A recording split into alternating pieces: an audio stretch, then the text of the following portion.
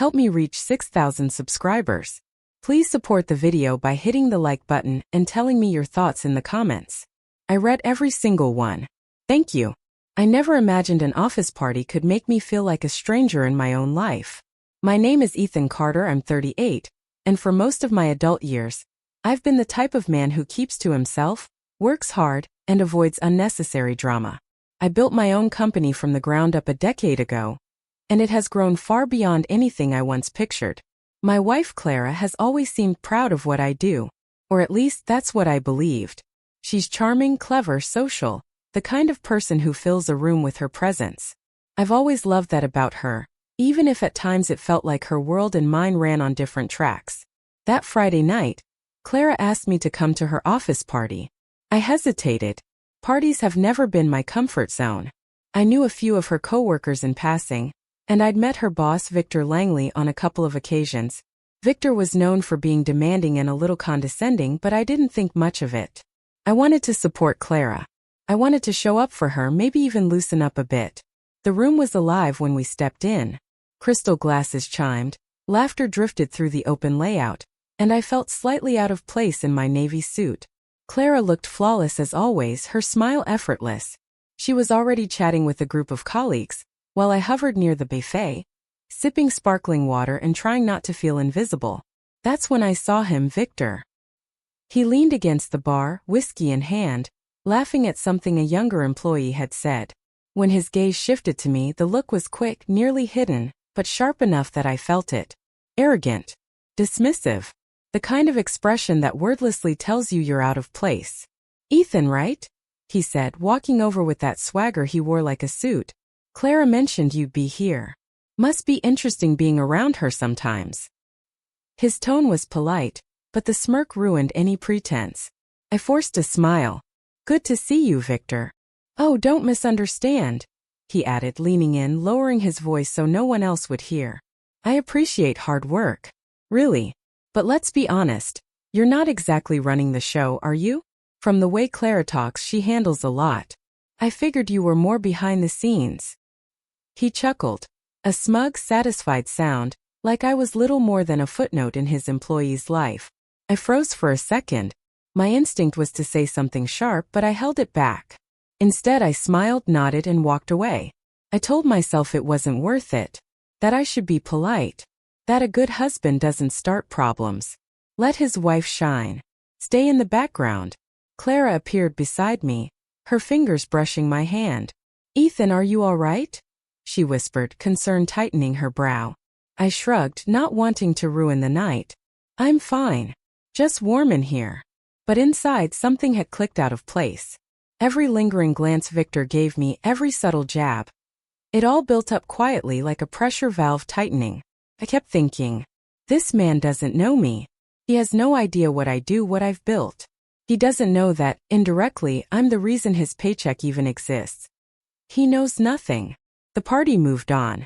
Drinks kept flowing, stories were traded, and Victor roamed around, lightly mocking anyone he thought beneath him.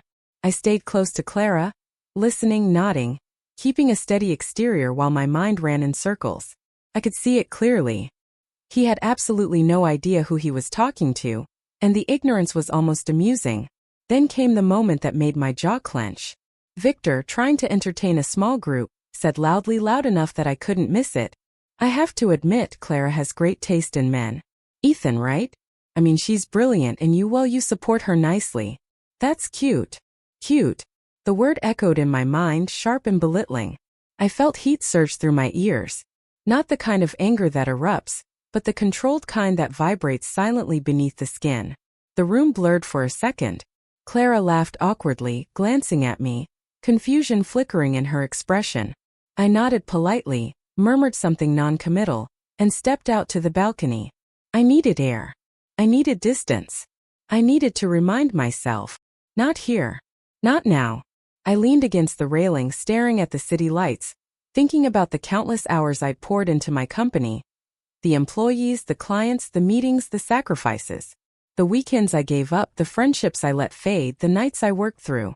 And this man, who likely spent his mornings checking updates from my team, had the audacity to treat me like a spectator in my own life. I knew exactly what I was going to do. Not out of revenge. Not out of ego. Out of clarity. Out of necessity. The plan formed quietly, each detail crisp and deliberate. I inhaled deeply, walked back inside, and let a different smile settle onto my face. Calm, steady knowing.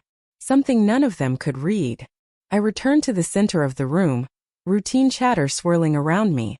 Victor was still smirking, proud of his own joke, completely oblivious.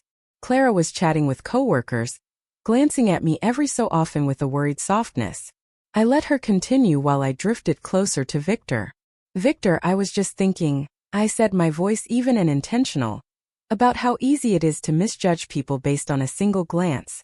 Funny how appearances can trick us. He raised an eyebrow, half amused, half curious. Oh? And what are you trying to say, Ethan? I smiled, small, unthreatening, and leaned in slightly. Well, you've been sharing a lot tonight. Opinions about who leads, who supports. It's impressive. But it seems you're missing some important details about your own company. Or about who makes it possible for you to sit here as comfortably as you do. The words landed softly, but the impact was immediate. Victor's smirk faltered for the first time. A flicker of unease crossed his face. Clara stopped mid-sentence, her expression caught between confusion and dread. I waited a few seconds, letting silence stretch. I'm the owner of this company, I said, calm and precise. The one employing everyone here. Including you, Victor. Every project you boast about, every success under Clara's guidance. All of it exists because of me. And tonight apparently I'm just cute. The room fell silent. A low ripple spread, coworkers staring in surprise. Victor's jaw tightened, confidence evaporating. Clara's hand covered her mouth, realization dawning. I know this is unexpected, I added, keeping my tone even. Not angry. Not boastful. Just steady, the voice of someone fully aware of his own worth. But I thought it was time to clear up a few assumptions. I've always supported Clara. Always believed in her. And tonight, I think I've earned a little respect. Victor's face burned red. A mix of humiliation and shock. You own it, he stammered. Yes, I answered simply. I do. And I've been patient for a long time. But I also know when it's necessary to speak up. Apparently, tonight is that moment. Around us, coworkers nodded quietly. Some hid their amusement. Others were impressed. Clara stepped close, brushing my hand. Pride glimmered in her eyes, along with a hint of guilt. She hadn't known. She'd underestimated me too. Victor finally cleared his throat. I didn't know. No, I said softly. You didn't. Which is why assumptions can be dangerous. The rest of the night shifted completely. Victor kept his distance, and when he did speak, his tone was cautious, controlled, almost respectful. Clara's coworkers approached me one after another, asking questions, offering compliments, clearly intrigued by the reveal. For the first time in a long while, I felt seen not just by Clara but by the people around her. Not as the quiet husband in the background, but as someone who had built something real, something substantial. Clara and I left together, cool night air washing over us. Ethan, she said softly, squeezing my hand. I didn't know. I mean, I knew you worked hard, but I didn't know you were running everything.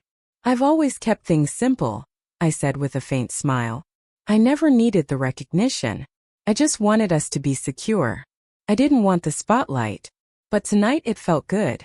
She leaned into me, resting her head on my shoulder. I'm proud of you, she whispered. And honestly, a little intimidated. I laughed, the tension finally easing. Nothing to be scared of, Clara. Just remember the quiet ones? Sometimes we're the ones holding everything together. And in that moment, something settled inside me. I didn't need Victor's approval. I didn't need anyone's. I had built my life, my work, and my family with patience and integrity. I had waited for the right moment to show my strength. And tonight was that moment, delivered not with anger, but with calm certainty. As we drove home, city lights streaking past, I felt a blend of relief and pride. Life doesn't always give you fireworks or dramatic clashes. Sometimes it offers quiet acknowledgement, the kind that lingers long after an insult fades. And from that night forward, I knew one thing for sure. No one would ever question my place again. Ethan Carter.